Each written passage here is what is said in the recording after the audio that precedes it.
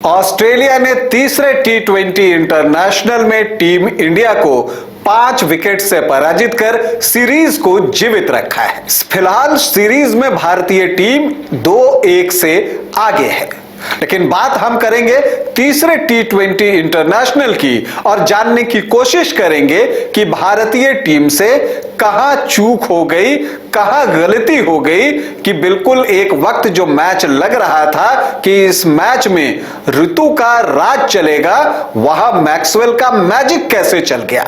और मैक्सवेल का मैजिक भी ऐसा मैजिक कि उसके सम्मोहन में भारतीय गेंदबाज मैक्सवेल को वही गेंदें फेंकते रहे जहां वो चाहते थे।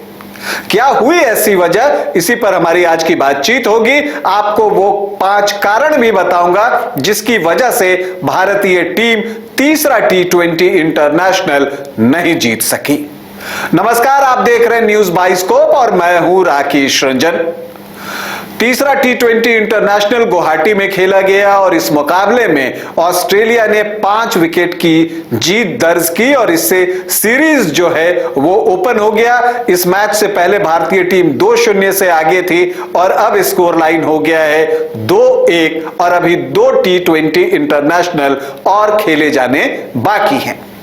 लेकिन तीसरे टी20 इंटरनेशनल में भारतीय टीम से कहां गलती हुई, तो अगर भारतीय हार की वजहों को हम तलाशें तो जो पहली वजह है वो है ऑस्ट्रेलियाई लेफ्ट आर्म फास्ट बॉलर जैसन बेहरेनडॉर्फ की गेंदबाजी। जैसन बेहरेनडॉर्फ दूसरे टी20 इंटरनेशनल में नहीं थे, तीसरे में उनकी वापसी होती है और क्या कमाल की वापसी होती है। 4 ओवर में उन्होंने सिर्फ 12 रन खर्च किए और साथ ही साथ इन फॉर्म बैटर यशस्वी जायसवाल को आउट भी किया। अब समझिए कि टी20 इंटरनेशनल मैच में अगर कोई गेंदबाज 4 ओवर में 12 रन देता है तो वो आपकी हार की बड़ी वजह बन ही जाता है। तो बेहरेनडॉर्फ की गेंदों को ठीक से नहीं खेल पाने का खामियाजा टीम इंडिया को भुगतना पड़ा। जहां बेहरेनडॉर्फ ने 4 ओवर में सिर्फ 12 रन दिए, अगर आप 6 का भी औसत ले लें तो वो 24 हो सकता था। तो अगर बेहरेनडॉर्फ की गेंदों को भारतीय बैटर्स ने सही से खेला होता तो आप मानकर चलिए कि जो भारतीय टीम जो 222 रनों पर रुक गई थी, अगर बेहरेनडॉर्फ की गेंदों को भारतीय बैटर्स ने ठीक से खेला होता तो जो भारतीय टीम 222 रनों पर रुक गई उसमें आप 12 रन को और जोड़ सकते हैं, इजाफा कर सकते हैं और वो जो है 234 का स्कोर हो जाता और इतना काफी होता मैच जीतने के लिए। लेकिन ऐसा नहीं हुआ। तो जो भारतीय हार की पहली और बड़ी वजह है वो है जैसन बेहरेनडॉर्फ की गेंदबाजी। दूसरी बड़ी वजह जो कि इस मैच की सबसे बड़ी वजह है वो है मैक्सवेल का मैजिक।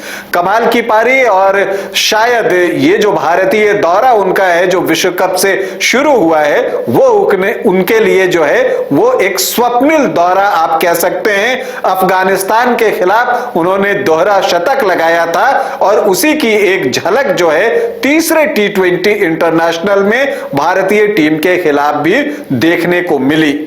उन्होंने जहां चाहा वहां स्कोर किया और उनका मैजिक और उनकी बल्लेबाजी का सम्मोहन ऐसा कि उसका दबाव भारतीय गेंदबाजों पर इस कदर पड़ा था कि गेंदें उन्हें वहीं फेंकी जा रही थी जहां मैक्सवेल चाहते थे। और यह होता है जब बैटर आप पर दबाव बनाता है तो आपका दिमाग जो है उस तरह से काम करना बंद कर देता है और यही चीज हमें देखने को मिली तीसरे टी20 इंटरनेशनल में, जब मैक्सवेल के सामने इंडियन बॉलर्स बिल्कुल असहाय दिख रहे थे। बस वो दौड़कर आते थे और मैक्सवेल बल्ला घुमाते थे और गेंद बाउंड्री के पार जा रही थी। कमाल का शतक उन्होंने लगाया, 104 रनों की पारी खेली और वो भी सिर्फ 48 गेंदों में। 8 चौके लगाए, 8 छक्का भी जमाया और उनका स्ट्राइक रेट रहा 216.67। तो पहले जहां लग रहा था कि इस मैच में ऋतु का राज चलेगा, चला क्या? मैक्सवेल का मैजिक। हालांकि ऋतुराज ने इससे पहले अच्छी पारी खेली थी, 123 रन बनाए थे और उनका भी जो स्ट्राइक रेट है वो 215 से ज्यादा का था। लेकिन उस पारी को जो है बिल्कुल भुलवा दिया। किसने भुलवा दिया? मैक्सवेल ने भुलवा दिया और एक मैच विनिंग पारी खेलकर मैक्सवेल निकल गए। और इस दौरे पर मैक्सवेल की यह आखिरी पारी थी, क्योंकि अब वो वापस ऑस्ट्रेलिया लौट रहे हैं और अगले 2 मैच में वो नहीं दिखेंगे। अब भारतीय हार की तीसरी वजह अगर हम बात करें तो वो है अक्षर का ओवर, जो पेन अल्टीमेट ओवर था, मतलब कि 19वां ओवर था, वहां पर जो अक्षर का ओवर निकला वो भारतीय टीम के लिए अच्छा नहीं रहा। एक समय अगर आप देखें तो 2 ओवर में 43 रनों के आसपास जो है ऑस्ट्रेलियाई टीम को बनाने थे। और इस परिस्थिति में अगर आप देखें तो आपको लगता है कि गेंदबाजी करने वाली टीम का पलड़ा भारी है। भले ही जो है वो ड्यू इफेक्ट है, लेकिन इसके बावजूद यह कहा जा सकता है कि 2 ओवर में 43 रन बनाना आसान नहीं होता। लेकिन यह तब होता है जब मैक्सवेल क्रीज पर नहीं होते। उस समय मैक्सवेल क्रीज पर थे। लेकिन अक्षर के साथ हुआ क्या? मैथ्यू वेड ने सारी महफिल लूट ली। आपको बता दूं कि इस ओवर में मैथ्यू वेड को जब एक गेंद फेंकी अक्षर पटेल ने तो अंपायर ने उसे आउट दिया, लेकिन ईशान किशन ने जोरदार अपील की, स्क्वायर लेग अंपायर की तरफ देखा और एक तरह से अंपायर पर प्रेशर बनाने का काम किया कि आप थर्ड अंपायर के लिए जाइए, यहां पर मैथ्यू वेड जो हैं वो स्टंप आउट हैं। और अंपायर थर्ड अंपायर के पास चले गए और सब कुछ यहीं से बदल गया। क्योंकि जब रिप्ले में देखा गया तो अंपायर को लगा कि ईशान किशन ने गेंद को जो है वो विकेट के थोड़ा आगे गैदर किया है। और ये क्रिकेट का रूल है कि अगर विकेटकीपर गेंद को विकेट के आगे जो है गैदर करता है तो वो नो बॉल होती है। तो वो क्या हुआ, जो वाइड गेंद थी वो नो बॉल में कन्वर्ट हो गई और इससे क्या हुआ कि अगली गेंद जो है वो फ्री हिट हो गई। मतलब कि स्ट्रोक खेलने का परमिट जो है वो मैथ्यू वेड को मिल गया और उन्होंने इस परमिट का बखूबी इस्तेमाल किया और सीधे छक्का जड़ दिया। तो अगर ये नहीं हुआ होता तो हो सकता है, चूंकि आखिरी गेंद पर मैच का फैसला आया है, तो ये मैच के परिणाम पर असर डाल सकता था और भारतीय टीम ये मैच जीत सकती थी।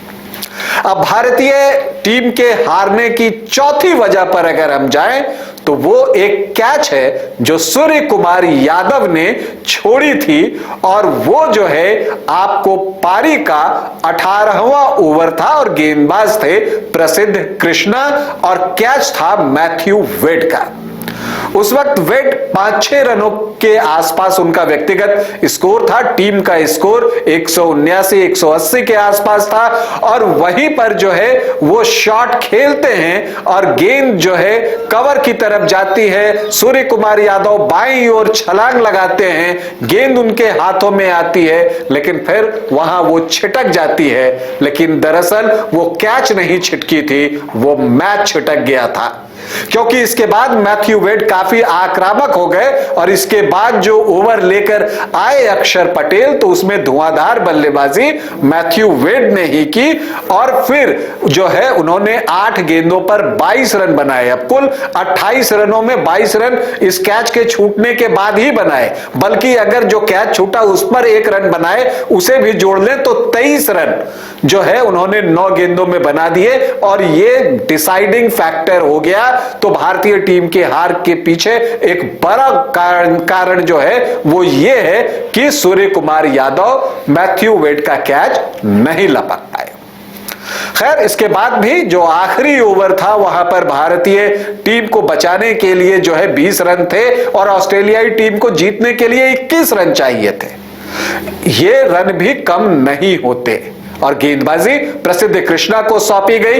प्रसिद्ध कृष्णा जो कि तीसरे T20 इंटरनेशनल में काफी महंगे साबित होते चले आ रहे थे, उन्हें ही आखिरी ओवर दिया गया और जितने महंगे वो पहले साबित हुए थे उससे ज्यादा महंगे वो इस ओवर में शामिल हुए और उन्होंने 21 की बजाय 30 रन लुटा दिए।